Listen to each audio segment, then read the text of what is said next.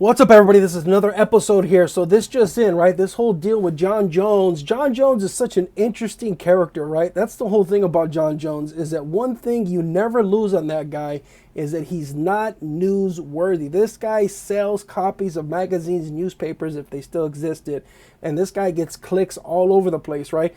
Now, reportedly, Jon Jones is playing the Conor McGregor game where he's like, thanks for the cheese, I don't want it anymore, right? But here's the thing. He basically was not offered enough money, what he thought that was kind of life-changing money, to have a super fight with Francis Ngannou. Number one, Francis Ngannou is not the title holder. Does he have the belt? Is it an interim belt? It's not really a real belt. It's like the fake real belt, right? So that's not even a championship fight, right? Okay. Jon Jones should fight at 205 one more time and then let Francis Ngannou get the belt. Then you do the mega belt, the mega fight, when all the people can go to the stands. Why would you even try to negotiate a deal right now? It doesn't even make sense. I wouldn't even entertain it. If I was an agent, I'm like, we're not fighting now. We're not fighting this whole year.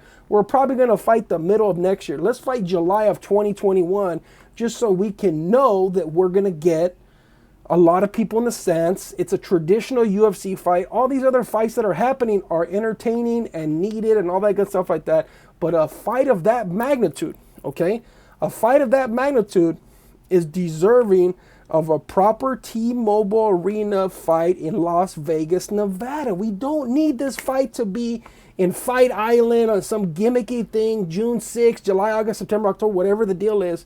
The UFC is offering this fight right now so that way they can get it for cheap, right? It's going to sell a bunch of tickets, it's going to get a lot of attention, but there's not going to be anybody in the stands. I don't want to see a Jon Jones move up to heavyweight where he fights Francis Ngannou for a heavyweight bout with nobody in the stands. I get it. People are like, oh, this is amazing. Nobody's in the stands. You can hear all the people talking. You can hear Joe Rogan talking smack with DC about the fighters, and the fighters are actually taking the advice of DC and Joe Rogan. Okay, come on. UFC wasn't built that way, okay? When you watch the tough fights, there was no crowd, no nothing in there. It was very silent. That's what it kind of it makes me reminisce of Bush League fighting. Now, I know for the moment that's what has to happen, okay? Don't get all crazy and be like, oh, Ruben, you don't know what you're talking about. Blah, blah, blah, blah, blah. No, okay. Hold the bus here, okay? I agree. Jon Jones should be fighting, but maybe he should do a tune-up fight with the 205 guy that doesn't stand a chance. Like, give Dominic Ruiz, or whatever that guy's name was that supposedly won but really lost, but he insisted he won, but he lost. You gotta beat the champ. You gotta beat him, right? Let's take perfect example is the little guy Henry Cejudo. He beat Demetrius Johnson handily, and he is the champ. He beat Dominic Cruz, and Dominic Cruz says, I wasn't out. Oh, come on with this, dude. They stopped the fight because he hit you with a knee to your head and you almost got knocked in the next week. Let's be realistic about these situations when these refs stop these fights and the fighters are unhappy. You're getting beat up and damaged. They don't prematurely call the fight because of the fact that you guys are just locked up together. It doesn't work that way. It's because you're getting beat up. You're getting beat up. So what is it that you're trying to accomplish when people start to argue that, like, oh, Dominic Cruz wasn't losing against Cejudo? The whole thing about, like, Jon Jones has lost his edge and he lost to Dominic Reyes or whatever his name is, whoever that guy is that's disappeared now, right? That guy wants to come back. He should have took his humble loss. Like, you know who takes humble losses, dude? Conor McGregor. He's a very boisterous person, but he takes the defeat when he got beat to Nate Diaz. The smack talking was at an all-time high, and he took his loss like a champ. Right? When he lost to Khabib handily, he took his loss like a champ. When Khabib's dad is in a coma, a coronavirus-induced coma, he wished him well. There's a certain way you got to carry yourself when you're at the elite level of fighting. And Jon Jones did exactly what he was supposed to do. That was a garbage proposal. The UFC was throwing it out there. Don't be upset, Jon Jones. I get it. They want to get you. They want to get it on the cheap. They want to do Fight Island. They need ratings. They need people to watch this stuff. To to ESPN slash Disney slash UFC's benefit, they need a big fight like that. So they're going to entice him. They're going to get him to be relevant. So what this does is when you give these bogus offers, now the fighters know to public. So, okay. So here's, okay. Let's just, I'm going to tell you what they're doing on purpose. This is there's a reason why Jon Jones has responded on social media. So they know that all the fighters have the ability to voice off on social media, right? Okay, but there's clauses in it. You can only go so far. So what does the UFC go? Let's offer them this bogus fight so we can keep it in these people's mind. We'll offer him a super low amount. If I was a negotiator, that's what I would do to keep this relevant, right? I'm going to insult him with the super, like I'm going to offer him like $1 million because he's probably worth more. Let's face it, Jon Jones is the best ever. You want to talk about GOAT? Henry Cejudo is great. Jon Jones literally beat anybody and everybody, right? There's not even a question about it. There's no revenge or nothing like that. He just destroyed everybody. You see what he did to Shogun Rua a long time ago?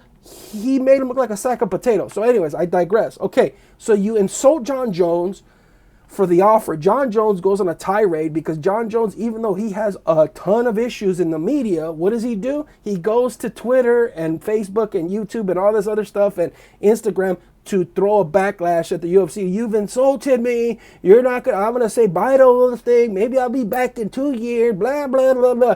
There's too many good fighters for any one person to be concerned with one diamond, right? That's just the way it works, right? There's a kajillion. There's the Conor Khabib, Tony Ferguson, Justin Gaethje. That's a whole thing, dude.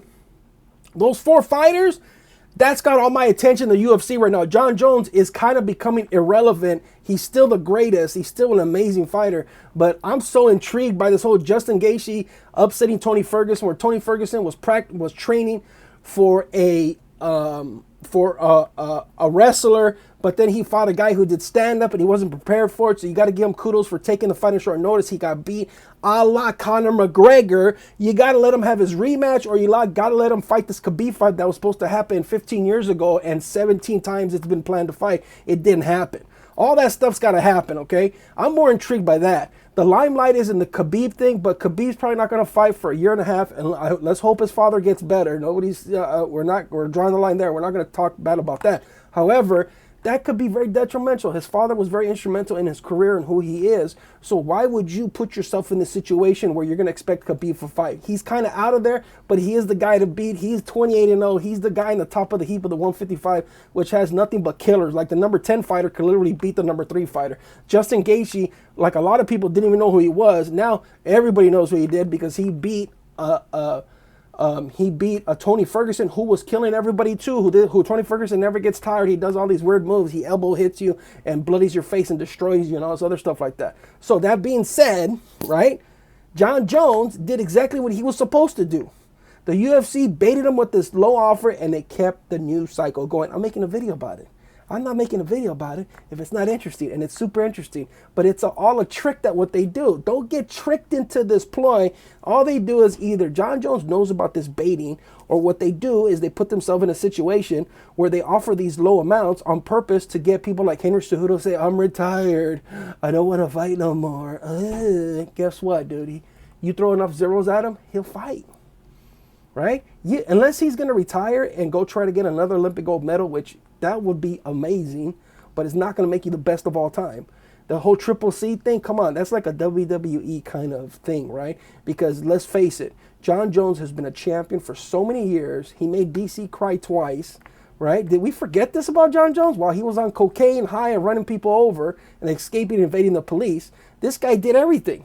That's the most entertaining, polarizing character in the whole UFC, period, right? This guy has been at it for like 10 years and he's relevant still, right? Conor McGregor's been at it for 4 years. He got his money, he skyrocketed and he's fallen down, right? All the others fighters, they rise to this meteoric thing, but then they fall off right away. Jon Jones has been at this thing. He's been in and out of jail and he's still been a champion. Nobody's been able to beat him. Gustafsson was like, oh, I was going to beat him. I'm better than him, this and that, right? Well, Jon Jones didn't train a day for that fight. And what happened? He was on cocaine like probably the day or 2 days before. Whatever it is, that guy was partying hard, right? And so what happened? He still beat him. Oh, and the rematch is going to be different. I'm going to get the belt, this and that. Jon Jones took care of him because Jon Jones went to 4 training practices and watched 4 videos on him, and he beat him handily. Okay, let's just call it what it is, all right? This Dominic Reyes guy who was like, he felt he beat him. No, dude, To beat the champ, you have to beat the champ. You have to beat the champ. You ain't beating the champ. It doesn't work that way, okay? Okay, so all that said about Jon Jones, he's still very interesting. Look, he's relevant still. The UFC loves that guy, right? They're going to offer him a low amount. That's an insult. We know that's not real. Like, subscribe, follow. Tell me what you guys think. If you didn't like the video, subscribe anyway. Tell me in the comments. But you got to tell me, subscribe so you can tell me in the comments. It's all good. Talk to you guys later. Thanks for watching. Bye.